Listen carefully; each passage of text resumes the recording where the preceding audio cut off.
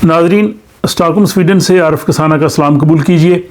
आज 14 मई और इतवार का रोज़ है। हफ्ते भर की स्वीडन की अहम खबरें और रिपोर्ट्स का सिलसिला स्वीडन की डायरी आपकी खिदमत में पेश है। और आज की डायरी में जो मौज़ूआत और ख़बरें हैं वो ना सिर्फ स्वीडन में रहने वालों के लिए बल्कि दीगर ममालिक में रहने वाले लोगों के लिए भी दिलचस्पी का बायस होंगी। उनमें शामिल है पाकिस्तान की अमूर ख़ारजा की वज़ीर ममलकत हिना रब्बानी खार का दौरा स्वीडन और यूरोविजन में स्वीडन की जो है वो कामयाबी। इसके अलावा स्वीडन की हुकूमत ने वर्क परमिट के लिए नया तरीक़ाकार जो है वो बनाया है जिसमें 30 दिन के अंदर अंदर वर्क परमिट मिल सकेगा।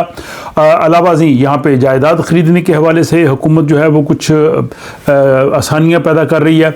और स्वीडन में इम्तियाजी सलूक के हवाले से जो रिपोर्ट है वो शामिल है और क्या मुसलमानों के साथ यहाँ स्वीडन में इम्तियाजी सलूक हो रहा है, बेरोज़गारी की स्वीडन में क्या पोजीशन है, इसके हवाले से रिपोर्ट भी शामिल है। और क्रेडिट कार्ड के ज़रिए यहाँ पे जो फ्रॉड हो रहा है उस हवाले से रिपोर्ट भी जो है वो शामिल है। और अलावा जी घरेलू सार्फिन की बाद अब कमर्शल सार्फिन के लिए बिजली की जो अमदाद हुकूमत की जानब से दी जा रही है वो भी शामिल होगी। और स्वीडन में जो घरों की कीमतें हैं इनके हवाले से रिपोर्ट और बहुत सी दीगर ख़बरें जो है वो आज के इस एडिशन स्वीडन की डायरी जो कि इख्तिताम हफ्ता पे पेश किया जाता है उसमें शामिल है। तो सबसे पहले हम बात करते हैं पाकिस्तान के अमूर ख़ारजा की वज़ीर ममलकत हिना रब्बानी खार जो है वो कल 13 मई को स्वीडन में तशरीफ़ लाई और यहाँ पे उन्होंने सेकंड इंडो पैसिफिक फोरम का जो इजलास है जिसमें 60 से ज़्यादा ममालिक के वज़राए ख़ारजा और आलमी तंजीमें शामिल थी उन्होंने शिरकत करनी थी। इस हवाले से तफसीली व्लॉग आप कल जो है वो देख चुके हैं जिसमें इस हवाले से भी बात की थी कि क्या वो स्वीडन के वज़ीर ख़ारजा से जब मुलाकात करेंगी तो इस्लामाबाद में जो सफारत खाना है उसकी बंदिश के हवाले से भी बात करेंगी कि या नहीं। लेकिन अभी तक इस हवाले से कोई चीज़ जो है वो सामने नहीं आई। मीडिया रिपोर्ट्स के मुताबिक उन्होंने कॉन्फ्रेंस के साथ वहाँ वक्त मिलने पे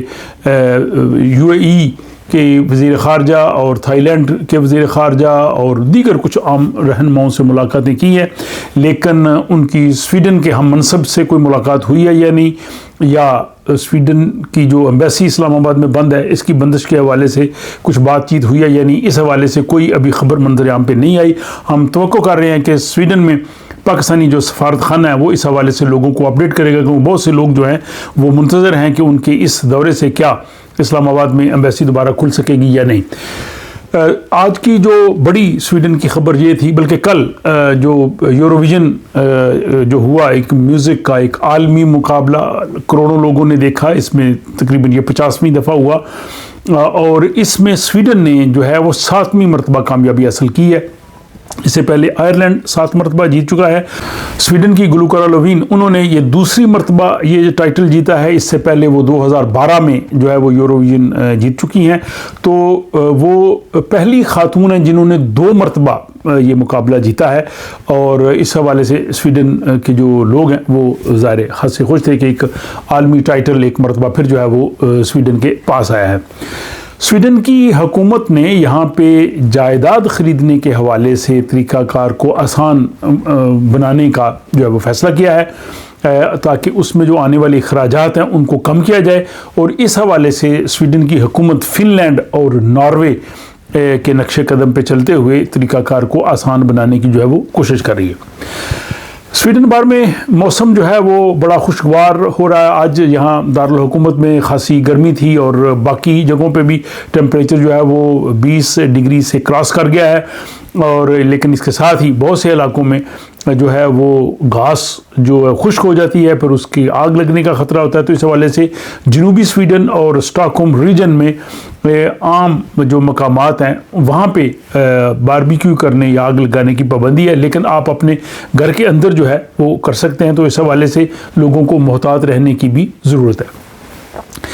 स्वीडन में यहाँ पे जो इम्तियाजी सलूक के हवाले से जो एक इदारा है डिस्क्रिमिनेशन अमेंड्समैन, इक्वालिटी अमेंड्समैन आपको भी कह सकते हैं, उन्होंने हाल ही में एक रिपोर्ट जो है वो मुरतब की है और उस इम्तियाजी सलूक के ख़िलाफ़ काम करने वाले मुहतसब के उस इदारे का कहना है कि स्वीडन में तकरीबन 5 लाख लोग ऐसे हैं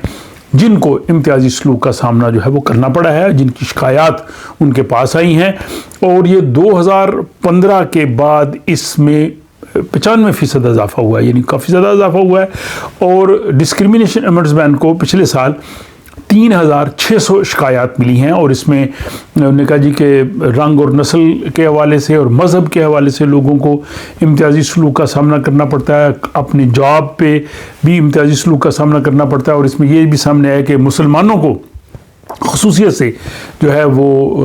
امتیازی سلوک کا سامنا ہے۔ اگر جن کے نام جو ہیں وہ عربی اور مسلمانوں والے نام ہیں تو ان کے لیے کام حاصل کرنا مشکل ہے، لیکن اس میں دلچسپ بات یہ ہے کہ مسلمان خواتین جن کے عربی نام ہیں یا مسلمانوں کے نام ہیں ان کو یہ سامنا نہیں ہے، اور ساتھ ہی ایسے بچے جن کو اعصابی بیماریاں ہیں جب وہ اسکولوں میں جاتے ہیں ان کے لیے بھی مشکلات ہیں۔ تو یہ جو ڈسکریمنیشن امبڈسمین ہے انہوں نے جو رپورٹ مرتب کی ہے، ان کا کہنا ہے کہ اس سے ہم یہ جائزہ لیں گے کہ ہم کس طرح سے اس چیز کو روک سکتے ہیں، اور اس حوالے سے حکومت کو وہ سفارشات مرتب کریں گے۔ سویڈن میں امتیازی سلوک کے حوالے سے جو قانون اور طریقہ کار ہے، اس کے حوالے سے 2-3 ولاگز جو ہیں وہ میں نے بنائے ہیں، وہ آپ میرے چینل پہ دیکھ سکتے ہیں، اور ان کی ڈسکرپشن جو ہے وہ میں نے کمنٹس میں ڈال دی ہے کہ اگر کسی کے ساتھ سویڈن میں امتیازی سلوک ہوتا ہے تو اس کو کیا کرنا چاہیے، اور دوسرے بلکہ یہ بھی کہ امتیازی سلوک کہتے کس کو ہیں، تو اس کی پوری تفصیل 2-3 ولاگز میں نے بنائی تھی، آپ ان کو دیکھ سکتے ہیں اگر کسی کے ساتھ سویڈن میں اس قسم کے حالات کا کسی کو اگر سامنا کرنا پڑے۔ اور سویڈن میں جو بے روزگاری کی شرح ہے وہ 14 سالوں میں سب سے کم سطح پہ آ گئی ہے، حالانکہ افراط زر زیادہ ہے، انٹرسٹ ریٹ بڑھ رہا ہے، لیکن ساتھ ہی بے روزگاری جو ہے اس کی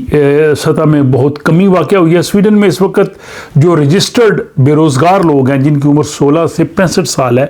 وہ 3,27,000 ہے، تو یہ تقریباً 6.3%، 6.3% بنتا ہے، جو کہ کافی کم ہے۔ اور اس کے بعد یہ خبر کہ سویڈن میں کریڈٹ کارڈز کے ساتھ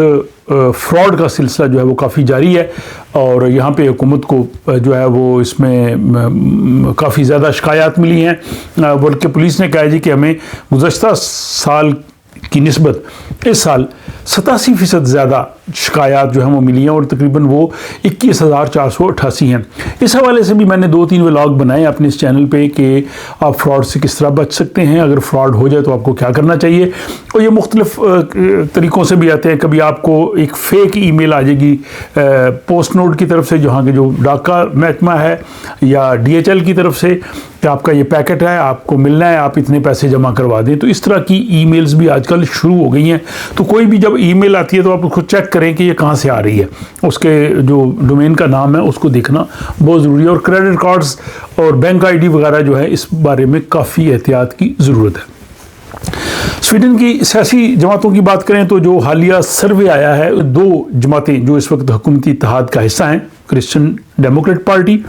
اور لبرل پارٹی، اگر آج انتخابات ہوں تو یہ دونوں پارلیمنٹ سے باہر ہو جائیں گی، کیونکہ ان کی جو مقبولیت یا ان کی جو اس وقت عوام میں پذیرائی ہے وہ 4% سے کم ہے، تو کم از کم 4% ہونا چاہیے پارلیمنٹ میں آنے کے لیے، لیکن باقی جو سینٹر پارٹی یا گرین پارٹی وغیرہ جو وہ 4% سے اوپر ہیں تو وہ اس وقت سیف سائڈ ہیں۔ مجموعی طور پہ اس وقت جو اپوزیشن کی 4 جماعتیں ہیں، اس میں SD کو بھی شامل کر کے، ان کی جو ٹوٹل اس وقت مقبولیت ہے وہ 44% ہے، لیکن حزب اختلاف کی جو جماعتیں ہیں ان کی جو مقبولیت ہے وہ 54% کے قریب ہے، تو اس وقت حزب اختلاف جو ہے عوام میں زیادہ جو ہے وہ اثر رکھتی ہے، اور اس وقت سب سے بڑی جو سیاسی جماعت ہے وہ سوشل ڈیموکریٹس ہے، ان کی مقبولیت جو ہے وہ 37% تک پہنچ گئی ہے۔ اگر یہی مقبولیت پچھلے سال ستمبر میں ہوتی تو وہ اس وقت جو ہے وہ اقتدار میں ہوتے۔ یہاں پہ انفلیشن کی وجہ سے، افراط زر کی وجہ سے، انٹرسٹ ریٹ بڑھنے کی وجہ سے مکانوں کی قیمتیں جو ہیں وہ گرتی رہی ہیں، لیکن اب مسلسل 3 مہینے سے مکانوں کی قیمتوں میں اضافے کا رجحان ہے، اور یہ تقریباً 3 مہینوں میں تقریباً 4% تک جو ہے وہ یہ اوپر گیا ہے، اور ابھی جو یہاں پہ اسٹیٹ ایجنٹس ہیں وہ کہہ رہے ہیں کہ یہ اس میں مسلسل اضافے کا رجحان ہے، اسپیشلی جو اپارٹمنٹس ہیں اور جو بوس صدرت وغیرہ،